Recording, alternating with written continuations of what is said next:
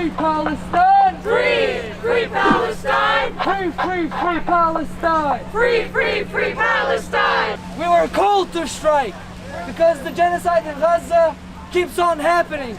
You might not see it on your timelines, on media anymore. You might see it less, but it has gotten worse day to day while they shut down electricity, while they kill more and more journalists, which is a war crime. There have been more journalists killed in Gaza than throughout any war that's going on right now. Shame! Shame! And while we're protesting today, we should know that we keep us safe, because these educational institutions that's supposed to keep us safe are not doing their job, because Islamophobia and racism is so rampant that in January 19, 8 Columbia University students were hospitalized because Israeli occupation forces threw a chemical weapon and it blew up in the midst of a rally in Columbia campus.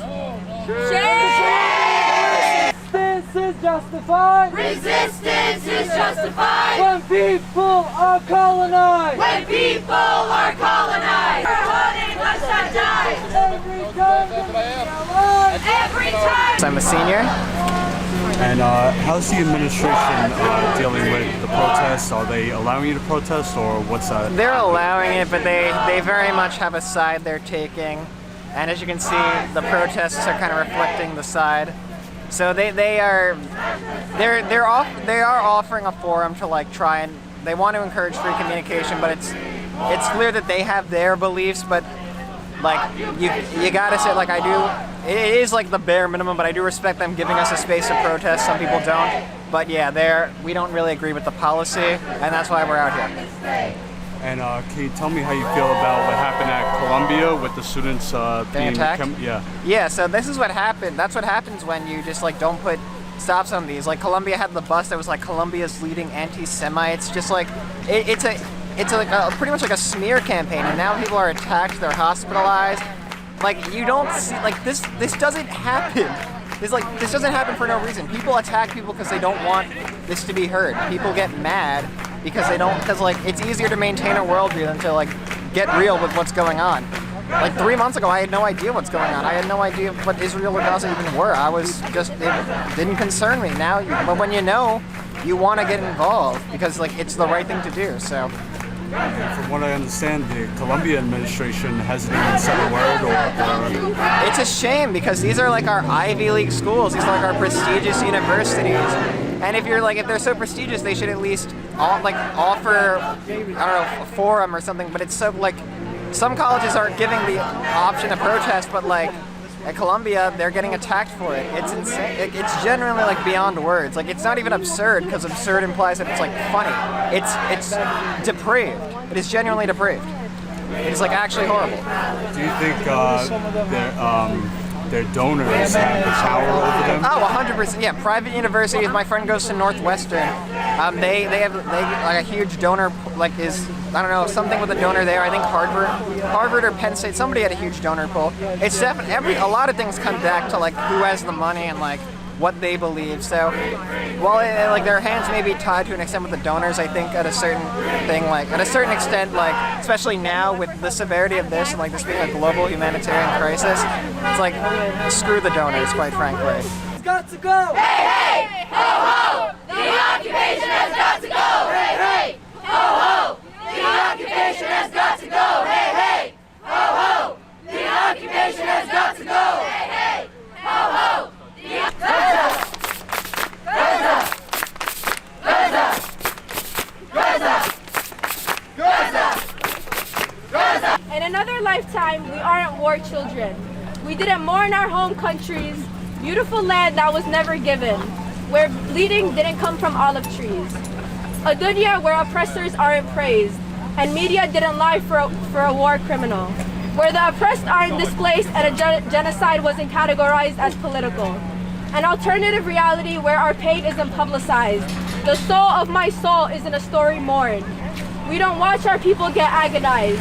and a father carrying the remains of his kids in a bag isn't scorn. But this twisted reality we live and our lost children we can't forgive. It's putting pressure on every single institution, not just the politicians, but the academic institution as well. And they repressing us, they're trying to repress us. However, we're going to continue to show up every single time.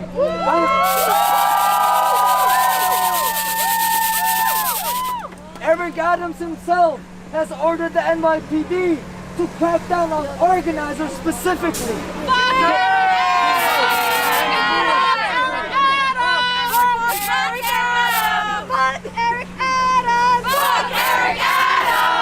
No peace on stolen land. What do we want? Justice. When do we want it? Now. We have to unite, we have to organize, get together. We keep us safe. They don't keep us safe. They oppress us. KKK, IDF, they're all the same. NYPD, they're all the same. And we're showing up today to show support for Palestine, to show support for all the people that are oppressed and going through a genocide. We see people passing by. Guess what? This is your fight too. Woo! So wake up. We need to unite. We cannot be individualistic anymore. How's the administration been handling protests, and are they suppressing your voices? Yeah, so from the very first day when we organized, we've been seeing repression from the Brooklyn College administration, Michelle Anderson administration. We have been kicked out of the campus for trying to organize a rally, a vigil, and we've seen that Inna Vernikov even came to a campus with a gun, and we have asked Michelle Anderson to actually give out a statement condemning her action of bringing a gun to a student rally where even the high school students from Madison High School were here. And not a single word was uttered publicly. And to this day, we actually are waiting for her to utter the word Palestine. So it shows the nature of the administration's Islamophobia and racism towards Palestinians and Muslim students in general. Do you think they're being persuaded by private donors? And it might be that their Zionists do play a big role in funding a lot of institutions. So there might be a funding going directly to her, which I have no idea what. I'm just speculating at this point. But why else wouldn't a president of a college wouldn't be concerned about the safety of her students that are getting threatened by a councilwoman who's bringing a gun? Not even a single word. And her refusal to talk to us directly, even like it shows where she stands in this. I guess situation that's going on in the campus itself. And can you talk about what happened at Columbia? Just kind of describe what happened and tell me your thoughts and feelings about it. Yeah, so from what I know as a student, I heard from students that two IDF soldiers who are students in Columbia University showed up in disguise to a Palestinian rally and threw chemical weapons into the crowd, where it blew up and caused 8 students to be hospitalized. So to this day, not one single administrator from Columbia University has even visited the people that have been hospitalized. Actually, the number of people that have been injured has increased to almost 1,000 people now. So Columbia especially has been very repressive with their actions towards pro-Palestinian students and Muslims especially, where they tried to shut down the SJP, they tried to shut down even the Jewish Voice for Peace. So it doesn't matter where if you're Jewish or Muslim at this point, as long as you're pro-Palestinian, they will try to suppress and repress your actions. And how do you feel about that? It's very disheartening. Like these institutions are supposed to be the sanctuaries for students, where we should be feeling safe to organize, to feel safe to speak out. However, I guess free speech only applies to a certain few, which who are Zionists in this case. But we have seen how even Zionist speech is very hateful. They've called for genocide time and time again, and we are yet to feel safe as Muslims and pro-Palestinians in the campuses, anywhere in the institutions in the U.S. Send it to everybody and spread the word, because they're trying to silence the people of Gaza. The people of Gaza are starving, they are dying, they need our help. We need to spread the word as much as we can. And as long as you keep them in your heart, as long as you are speaking about them, if that's the least you can do, that's what you can do. And even just $2, 50 cents, donating wherever you can, it can help. Yeah. And also remind your friends that I hear so many people say, I'm not political, I'm not political. That's just what pisses me off the most. People will say, I don't get into politics. Politics is your everyday life. The money that they take out of your paycheck, they're sending it to Israel. They're sending that money to kill children in Gaza. The money that they take away from you, the money that Joe Biden wants out of your fucking paycheck is going to kill children in Gaza. So your everyday life is affected by this. Every day, your money is going to Gaza to kill children. Is that what we really want? No! Gaza needs our help today. Tomorrow it could be you and your family starving and dying and getting bombed. Just because we live in the U.S. does not mean we are safe from violence. We are never safe from violence. We must act up. You have to stand up for yourself, and you have to stand up for the people around you, especially on Brooklyn College community, where Michelle Anderson continues to be a negligible leader. She does not care about her student body. She does not care about her people of color here. She uses them as tokens in political debates, talking about we are the most ethnically diverse college. And she does nothing to uplift those voices. We have to fight back. The personal is political. What you do every single day is political, and you must live like that. We came here to gather to support the Palestinian people and the cause of what's going on in Gaza.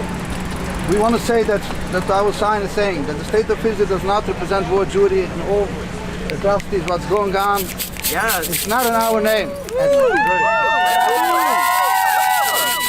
Israel is not a Jewish state.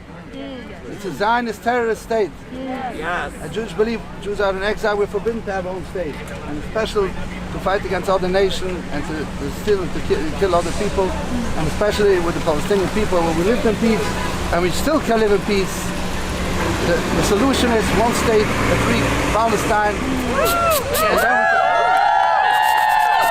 And we hope, we pray for the Almighty that it should be in our days in a peaceful way, and we ask for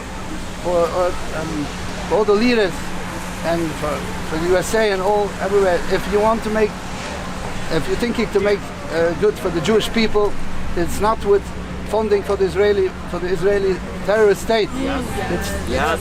What you're doing, if you support Israel, that's getting worse for the Jewish people. If you want it to be safe for Jewish people in the whole world, it should not be a Zionist state, and then we can still live in peace, Palestine, with Jewish Orthodox believers, and peace and harmony, and pray to be soon in our days. Thank you.